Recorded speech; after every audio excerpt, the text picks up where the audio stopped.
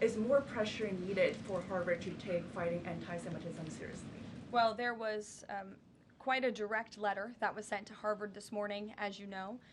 The negotiations are taking place behind closed doors, so I won't comment on that. But what I will share with all of you, for those who haven't seen it, is the context of this letter, because I think it's very important.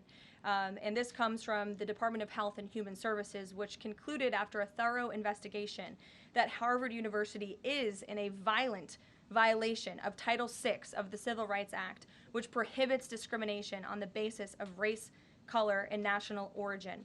And if you read some of the content of the investigation and what they found, the majority of Jewish students reportedly experienced negative bias or discrimination on their campus, while a quarter of Jewish students at Harvard felt physically unsafe.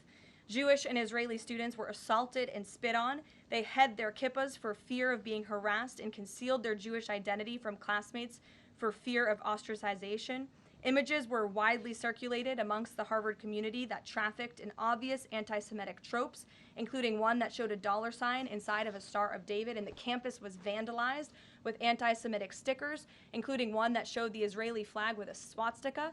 The Harvard campus was racked by demonstrations, as you all know, violent protests that violated the university's rules of conduct. The demonstrations called for genocide and murder, denied Jewish and Israeli students access to campus spaces. These are all facts that Harvard cannot dispute, and that's why the administration has found them in violation of Title VI and has threatened to withhold their federal funding, because if you break federal law, you should not be receiving federal tax dollars. And so I rest my case on Harvard.